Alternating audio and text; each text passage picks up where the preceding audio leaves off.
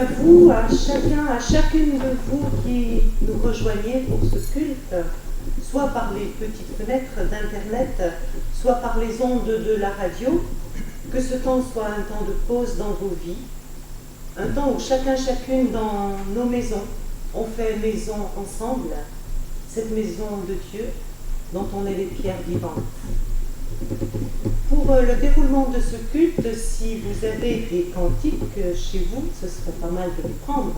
Soit le cantique, le recueil de cantiques arc-en-ciel, soit le recueil de cantiques Alléluia. Et les chants seront indiqués dans les deux cantiques, sauf le dernier qui est uniquement dans l'un des deux. À vous qui, comme les hommes et les femmes de tous les temps, cherchez à discerner ce qui est essentiel dans votre vie, ce qui peut faire vivre et non survivre, ce qui peut donner sens et non brouiller le sens. À vous la grâce et la paix sont données de la part de Dieu notre Père, en Jésus le Christ, notre frère. Et nous allons chanter « Nous t'invoquons au Seigneur », c'est le cantique 204, les deux premières strophes, dans le recueil Arc-en-ciel, et 2102 dans le cantique Alléluia, dans le recueil Alléluia. Nous t'invoquons au Seigneur.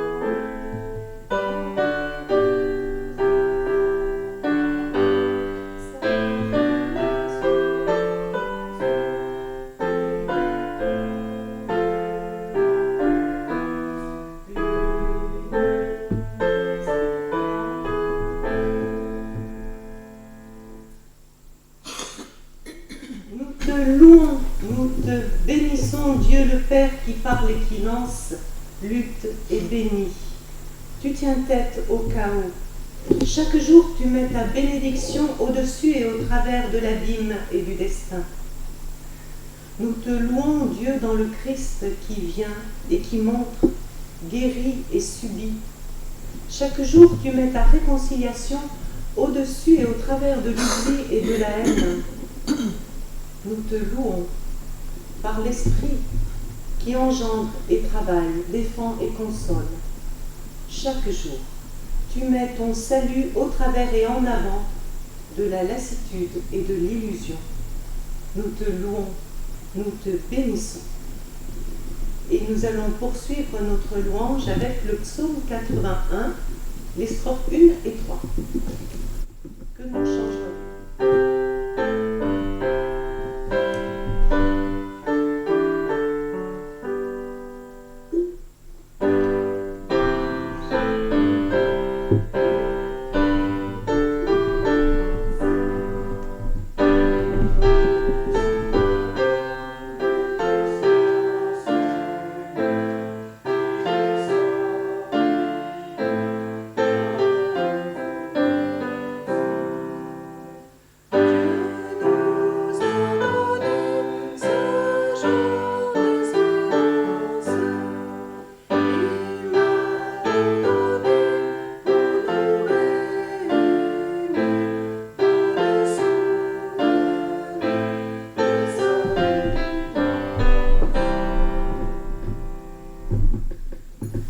Je nous invite maintenant à la prière de repentance.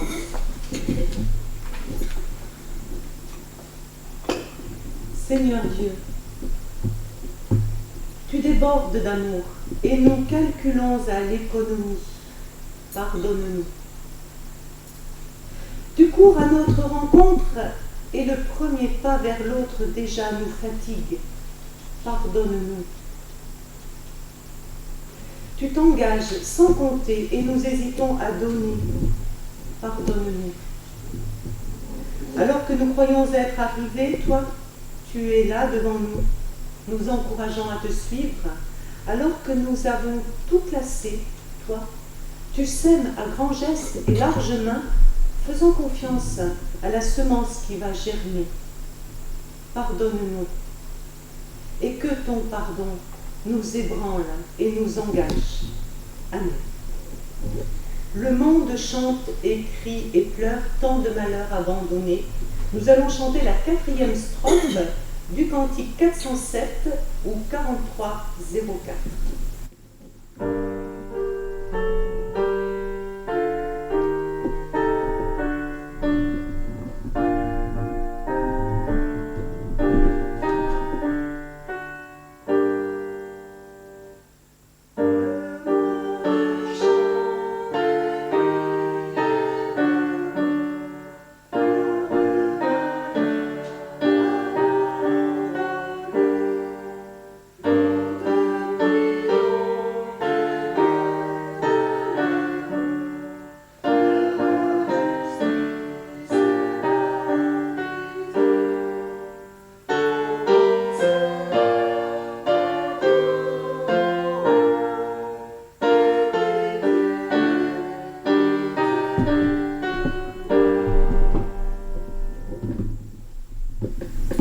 Dieu connaît notre fatigue, il connaît aussi notre espérance. Alors il nous rappelle sa présence à travers cette promesse de l'Apocalypse, du livre de l'Apocalypse, une promesse à vivre dès aujourd'hui. Voici la demeure de Dieu avec les hommes. Il demeurera avec eux. Ils seront ses peuples et lui sera le Dieu qui est avec eux. Tel sera son nom. Il essuiera toute larme de leurs yeux, la mort ne sera plus, il n'y aura plus ni deuil, ni cri, ni souffrance, car le monde ancien a disparu. Voici, je fais toutes choses nouvelles, dit Dieu, à celui qui a soif, je donnerai de la source d'eau vive gratuitement. Nous allons reprendre le psaume 81, la strophe 4.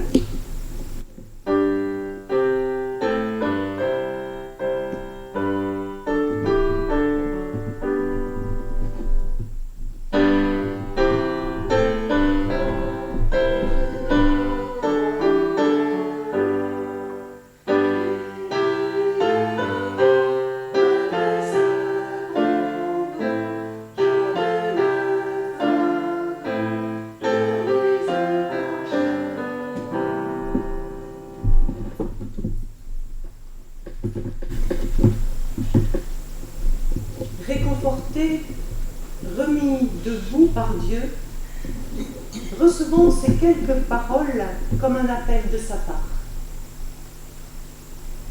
Il se peut qu'une vie libre ne diffère pas énormément en pratique d'une vie servile, soumise. Mais dans une vie libre, il y a la permission d'espérer qui est tout. Car la liberté, c'est l'espérance permise, possibilité constante d'ouverture et disponibilité en vue du lendemain. Amen. Nous prenons la 5e strophe du psaume 81.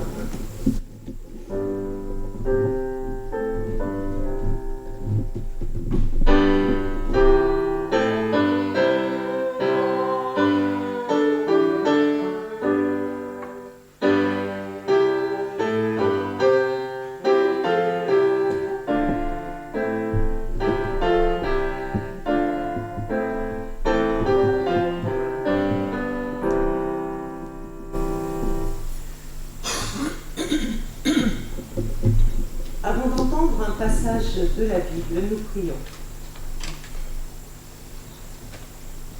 Notre Dieu, par Jésus le Christ, tu nous as rendus proches de ta paix et de ton espérance. Tu nous donnes, au sein de ce monde que tu aimes envers et contre tout, tu nous donnes de vivre l'aujourd'hui de ta présence. Notre Dieu, visite-nous par ton esprit, afin que ta parole agissant en nous ne retourne pas à toi sans effet, sans avoir suscité la justice et la compréhension, la paix et la joie de ton royaume. Amen.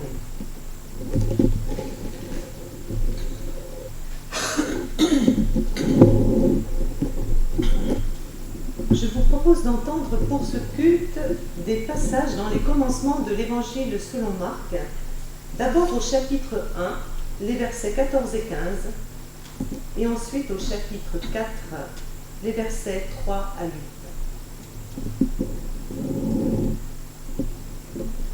Après que Jean eut été livré, Jésus vint en Galilée, il proclamait la bonne nouvelle de Dieu et disait « Le temps est accompli et le règne de Dieu s'est approché. Changez radicalement et croyez à la bonne nouvelle. Écoutez, le semeur sortit pour semer. Comme il semait, une partie de la semence tomba le long du chemin, les oiseaux vinrent et la mangèrent. Une autre partie tomba dans un endroit pierreux où elle n'avait pas beaucoup de terre. Elle leva aussitôt parce que la terre n'était pas profonde, mais quand le soleil se leva, elle fut brûlée et se dessécha, faute de racines. Une autre partie tomba parmi les épines. Les épines montèrent et l'étouffèrent et elle ne donna pas de fruits. D'autres grains tombèrent dans la bonne terre. Montant et croissant, ils finirent par donner du fruit. L'un rapporta 30, un autre 60, un autre 100.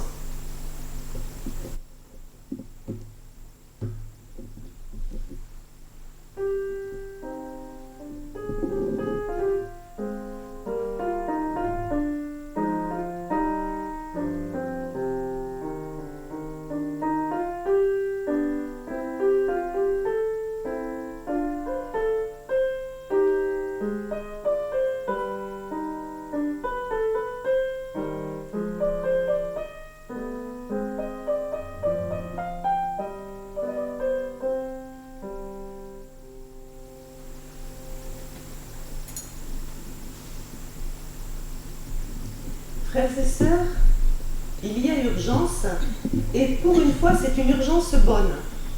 C'est l'urgence d'une bonne nouvelle, l'urgence d'un changement à cause d'une bonne nouvelle. C'est une bonne nouvelle d'entendre qu'il n'y a aucun répit. Jean est livré, emprisonné, Jésus vient, proclame et dit. Les forces qui tuent ne peuvent pas avoir le dernier mot. On n'arrête pas Dieu, on n'arrête pas le mouvement et l'action de Dieu, le mouvement et l'action de la parole de Dieu, sans cesse portée d'homme en homme, ou plutôt d'humain en humain. C'est une bonne nouvelle d'entendre ceci dans notre actualité de violence, dans notre monde et dans nos quartiers. Attaques terroristes, fusillades mafieuses, montée des populismes, de l'identitaire, du sécuritaire. Et dans un contexte de confinement à cause de la submersion du Covid-19, eh bien c'est une bonne nouvelle d'entendre que le royaume ou le règne de Dieu s'approche, seront tout proches, par la venue d'un homme en Galilée. Alors si le terme règne vous semble trop imposant ou monarchique, et celui de royaume trop féerique ou dépassé, alors préférez l'expression « la pleine présence de Dieu », la pleine présence active de Dieu. De toute façon, ça ne change pas la réalité de son action par celui qui dit « le moment est accompli, le règne de Dieu s'est rendu proche, changez radicalement et ayez foi en la bonne nouvelle ». Celle de Dieu, bien sûr, mais Jésus ne le répète pas parce qu'il est pressé de la mettre en actes et en paroles. Dans son petit livre « L'homme qui marche », l'écrivain Christian Bobin présente Jésus ainsi. Il marche, sans arrêt il marche, il va ici et puis là. Il passe sa vie sur quelques 60 km de long et 30 de large. Et il marche sans arrêt, on dirait que le repos lui est interdit. Rien ne se remet de son passage, et son passage n'en finit pas. Ainsi commence le récit de l'Évangile selon Marc avec l'urgence d'un changement radical dans lequel de toute façon on est entraîné. On est entraîné dans ce mouvement de Dieu qui vient par Jésus. Comme juste après ces paroles de Jésus qu'on a entendues, aussitôt appelés, Simon et André laisseront au bord du lac leurs barques et filets de pêcheurs pour le suivre. Nous parlons tous grec, sans toujours le savoir, puisque bonne nouvelle se dit en grec evangelion, c'est-à-dire évangile. C'est donc un bon et un beau mot que celui d'évangile. Un seul mot qui fait résonner pour nous non seulement bonne nouvelle, mais encore bonne nouvelle de Dieu, et pour nous incarnée par le Christ Jésus. Et ici, au commencement du récit de Marc, c'est la bonne nouvelle d'une approche toute proche du règne de Dieu, de sa toute présence par la venue de cet homme. Jésus nous dit, vous êtes contemporains du règne de Dieu, où Dieu est votre contemporain. La bonne nouvelle ou l'évangile vous rend contemporain de l'action de Dieu, ici et maintenant. Alors qu'est-ce que ça change d'être contemporain? Qu'est-ce que ça veut dire? Je crois d'abord ne pas fuir en dehors du présent, mais voir venir ce qui ne vient pas encore vraiment. Donc c'est être bien là, mais ne pas se laisser enfermer dans le présent, ne pas se laisser noyer dans ces actualités médiatiques par ce qui semble évidence ou fatalité, par ce qui peut nous aveugler. Être contemporain, c'est donc être bien là, mais un peu déphasé, un peu décalé, pas coïncider parfaitement avec son temps. À cause de cet écart, de cet anachronisme, le contemporain est donc plus apte que les autres à percevoir et à saisir son temps. C'est ainsi que le philosophe italien Giorgio Agamben, excusez la prononciation, c'est ainsi que ce philosophe présente le contemporain, ce qui est contemporain, avant d'explorer plus loin son rôle et ses effets. Il écrit « Un homme intelligent peut haïr son époque, mais il sait en tout cas qu'il lui appartient irrévocablement. Il sait qu'il ne peut y échapper. » Être contemporain, c'est donc une certaine relation avec son propre temps. C'est s'impliquer d'une certaine façon dans son époque. En fait, être contemporain, ce n'est pas une identité, mais une vocation. C'est d'articuler le temps d'une vie singulière à une histoire collective. Alors si j'essaye de traduire un tout petit bout de la pensée du philosophe Agamben, ce n'est pas pour faire savant parce qu'on n'en a rien à faire, mais c'est parce que cette pensée m'a bouleversée. Ce que ce philosophe annonce sur le contemporain, pour moi, met en valeur ces quelques versets de l'évangile de Marc que nous avons entendus. Et même met en valeur toute la vocation et l'actualité de l'évangile, selon moi. Le contemporain, dit ce philosophe, est celui qui perçoit l'obscurité de son temps comme une affaire qui le regarde et n'a de cesse de l'interpeller. Être contemporain, c'est percevoir dans l'obscurité du présent cette lumière qui cherche à nous rejoindre et ne le peut pas, dit-il. Et moi je crois que Jésus en tant que Christ est cet homme qui nous a rapproché cette lumière, qui nous l'a fait toucher, qui nous a laissé son impact, pas pour tuer, mais pour faire vivre. À la suite de Jésus, être contemporain, c'est participer à une vocation christique, telle que cet homme de Galilée nous l'a révélée. Jésus incarne le contemporain par excellence. Être contemporain, c'est manifester cette incarnation dans son époque, comme Jésus l'a manifesté, s'y impliquer et en même temps y voir ce qui n'est pas vu, y entendre ce qui n'est pas dit et le faire venir au jour. Tout cela n'est pas très concret, mais si vous pensez que tout cela c'est bien beau, mais c'est pas très concret, c'est peut-être que vous êtes déjà pris dans cette impatience de l'Évangile, et ce n'est que le début de l'histoire, le début d'une aventure à ras de terre, qui ne va pas se loger ailleurs que dans les petits signes du quotidien. Et parfois, c'est bien pénible et bien difficile à voir. Être contemporain du règne de Dieu, c'est suivre ce fil ténu d'une espérance au milieu des charges, des angoisses, des ébranlements du quotidien, et aussi au milieu des bonnes nouvelles, si discrètes ou si ordinaires qu'elles passent inaperçues.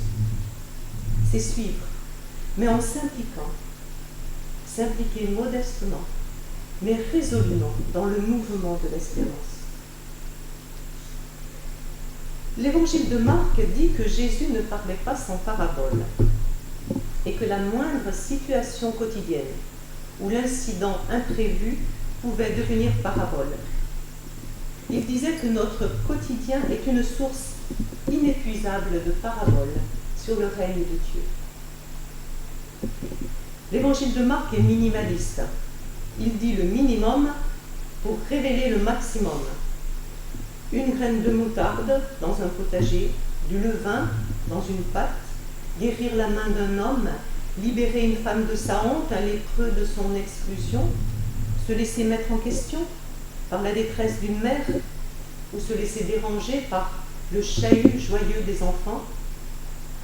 Ces histoires racontées ou ces événements sur son chemin, tout est parabole de ce règne de Dieu, fragile et fort comme un nouveau-né. Et la première des histoires racontées par Jésus qui ouvre toutes les autres, c'est l'histoire d'un semeur. D'ailleurs même pas un semeur, mais le semeur. Comme celui qui n'arrête jamais son geste et qui est toujours là, laborieusement, fidèlement. Au départ, vous l'avez entendu, il y a l'abondance du geste du semeur, qui sème largement, qui sème généreusement. Et puis, il y a des contextes différents. C'est un constat sans accusation, mais un constat lucide. Ce serait absurde d'accuser les semences de s'être laissées manger par les oiseaux, ou bien d'être tombées dans les caillasses ou au milieu des épines. C'est ainsi. Mais il faut être conscient qu'une partie ne donnera pas de fruits, ou n'arrivera pas à terme jusqu'aux fruits, voire même disparaîtra avant de donner ne serait-ce qu'une petite pousse. Et 3 fois, Jésus raconte qu'une partie de la semence, une partie seulement, n'arrivera pas à maturité. Toutes les promesses n'arrivent pas à réalisation. Il y a de l'essai, il y a aussi de l'échec sur le parcours. À travers cette histoire de semences, c'est la vie ordinaire qui est racontée. Mais il y a des grains qui tombent dans la bonne terre, c'est aussi la vie ordinaire. Et c'est un pluriel dans le texte. Le reste était au singulier. Finalement, il n'y a pas autant de pertes que cela. Surtout qu'à la moisson, ces grains démultiplient les fruits. Un rapportera 30, un autre 60, un autre 100. 3 bons résultats. 3 aboutissements qui compensent les 3 avortements ou les 3 échecs lors de la semaison. Et la dynamique est lancée. Cette dynamique, c'est pour recevoir la confiance nécessaire afin de ne pas s'arrêter aux échecs et aux effondrements, mais garder le cap vers ce qui peut venir, le cap du petit possible. Cette parabole du semeur peut être une parabole de chacun de nos parcours de vie, mais aussi une parabole pour notre vie collective, sociale. Il nous suffit de croire, dit Jésus, en la bonne nouvelle, d'avoir foi dans la bonne nouvelle. La bonne nouvelle, c'est ce semeur au geste large et décidé. Le reconnaître peut nous donner des racines pour traverser les souffrances et les échecs, les violences et les dérives de nos vies et de notre siècle. Avant de pouvoir changer de regard et d'action, il est nécessaire de reconnaître le bon et le possible qui nous a été donné. Il est aussi nécessaire en même temps d'honorer les souffrances, c'est-à-dire de les reconnaître et de les porter dans la prière et l'humble secours.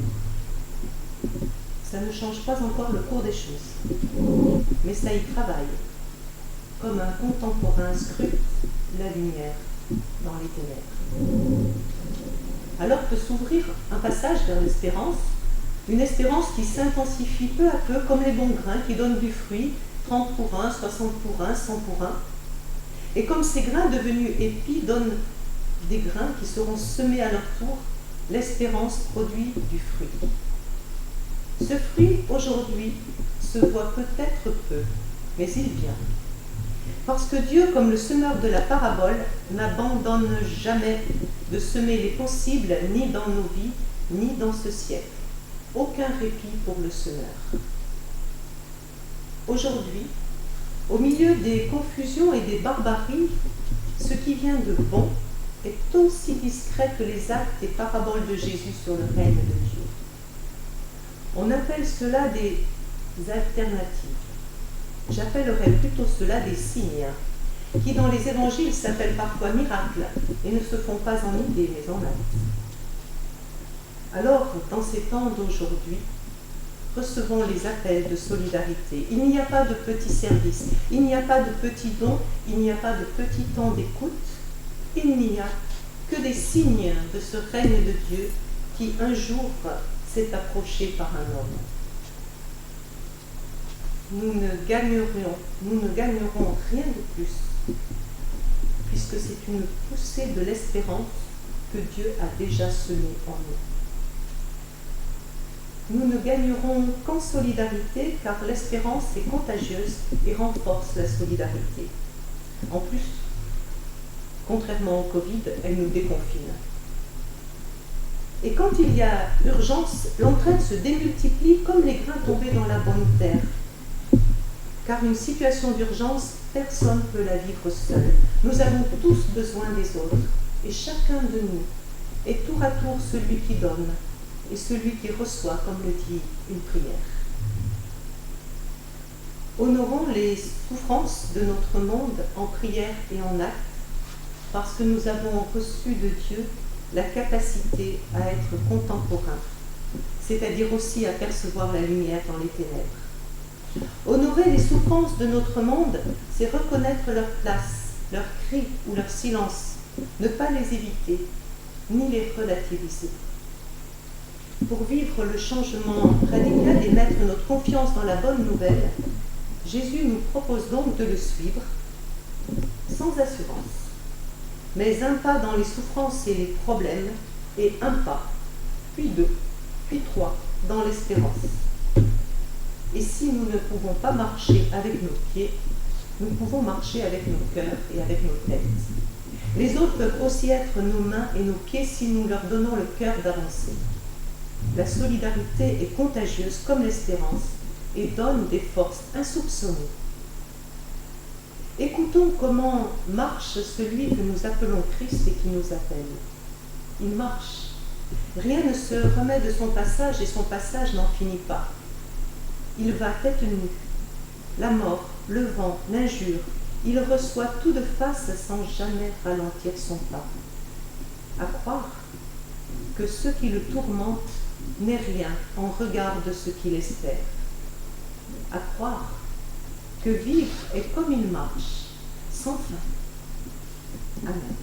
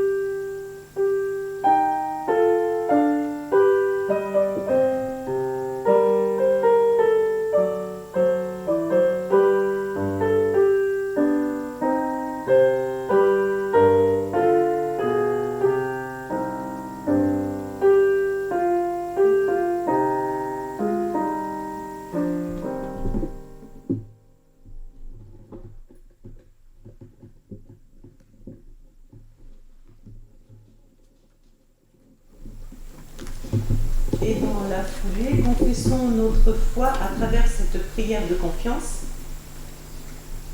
Je crois en Dieu, le Seigneur qui est, qui était et qui vient. Je crois notre histoire habitée, soulevée, fécondée aujourd'hui par le Seigneur vivant. Dans sa parole, heureuse nouvelle, dans les signes de l'eau et du pain, il m'attend, il me parle. Mystérieux visiteur, dont le souffle de vie me fouette le visage. Avec mes frères et mes sœurs, je crois qu'il habite notre aujourd'hui. Je crois, avec tous les hommes qui déchiffrèrent sa trace dans l'histoire, avec les foules palestiniennes et les apôtres, témoins de sa voix humaine, j'entre dans le grand cortège qui suit l'homme de Nazareth, le grand cortège de ceux qui n'ont pas cru en vain. Dans le bruissement et la fureur de ce monde, je crois entendre les coups qu'il frappe à la porte, discerner les pas silencieux de celui qui vient, car il vient.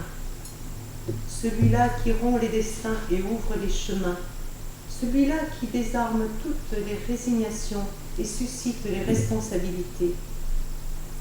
Je crois au Seigneur, celui d'aujourd'hui, d'hier et de demain. Il nous garde dans sa paix et nous guide sur les chemins de l'espérance. Amen. Et nous allons chanter après la longue attente, après le Rudiver. Les 3 premières strophes, c'est le 302 sur les recueils arc-en-ciel et le 3104 sur le recueil qui s'appelle Alléluia.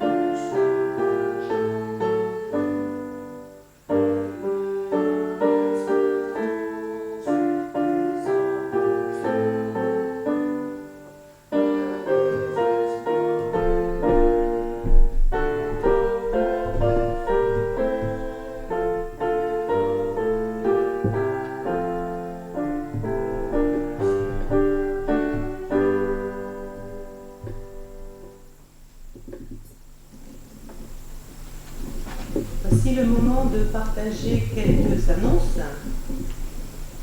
D'abord, notre vie et nos services d'église continuent autrement, notamment avec plusieurs rencontres en visioconférence. Vous aurez sur le site de l'Église protestante unie de Montpellier et agglomération une newsletter très détaillée. Une bonne nouvelle, le conseil presbytéral a recruté Pascal là pour le poste d'assistant de notre église. Nous nous réjouissons d'accueillir Pascal sur ce poste et elle nous accueillera aux heures d'ouverture du secrétariat. Vous lirez aussi sur la newsletter 2 appels de la diaconie en partenariat avec GAM. Un appel pour Panier Babel, l'épicerie sociale, qui va reprendre ses services et qui a besoin de vos dons, du moins jusqu'à la reprise de la banque alimentaire le 18 novembre. Le temps de tout s'organiser, tout a été bousculé dans cette semaine, évidemment. Un appel aussi d'un espace de vie sociale de gamme qui s'appelle Alizé, qui est à la Margelle, pour des familles qui sont sur la paillade des familles qui sont adhérentes d'Alizé et qui se trouvent en détresse soudaine. Et puis, en période de crise, nous sommes appelés à donner, bien sûr, davantage qu'en temps de quiétude peut-être, donner aussi à notre Église pour qu'elle puisse continuer à servir. Je nous invite à la prière. Au moment de donner, Seigneur, apprends-nous à être libres. Libres de recevoir de toi et des autres, libres de donner notre temps, notre argent, notre énergie à toi et aux autres. Libres de recevoir et de donner ainsi pour que grandisse ta bonne nouvelle dans notre monde. Amen. Pour notre offrande, nous pouvons faire des dons en ligne sur le site de l'Église protestante unie de Montpellier et agglomération, ou bien, si vous n'avez pas Internet, envoyez un chèque au secrétariat. Merci.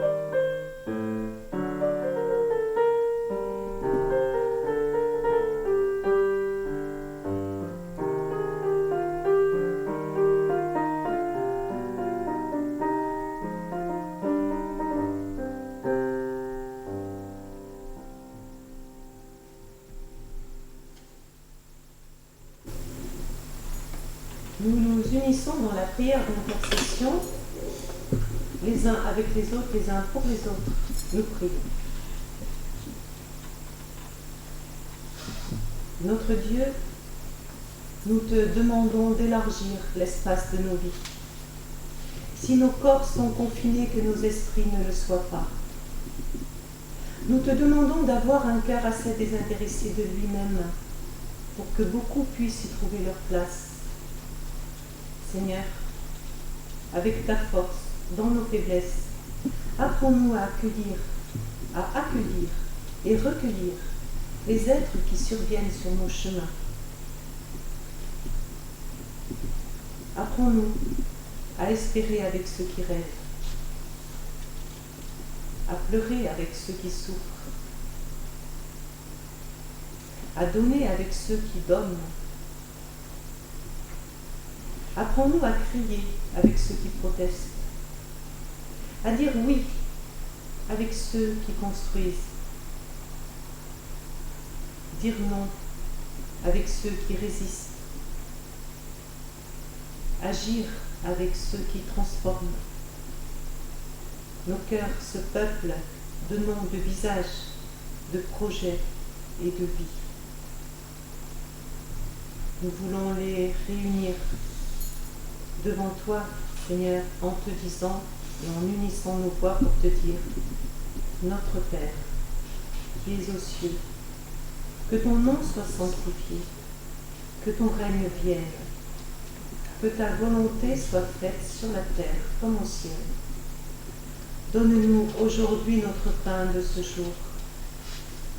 Pardonne-nous nos offenses, comme nous pardonnons aussi à ceux qui nous ont offensés. Et ne nous laisse pas entrer en tentation, mais délivre-nous du mal. Car c'est à toi qu'appartiennent le règne, la puissance et la gloire, au siècle des siècles. Amen.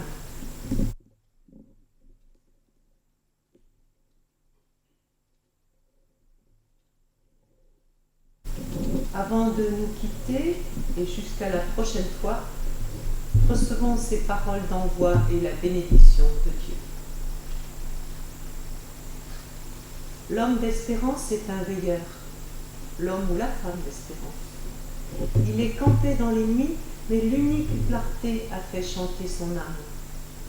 L'homme d'espérance est un veilleur. L'homme d'espérance est un cri. Il annonce le jour lorsque rien ne le montre. Il proclame des pas quand tout paraît désert. L'homme d'espérance est un cri. Dieu l'Éternel, le Seigneur, vous bénit et vous garde. Il fait resplendir sur vous sa lumière et vous accorde sa grâce.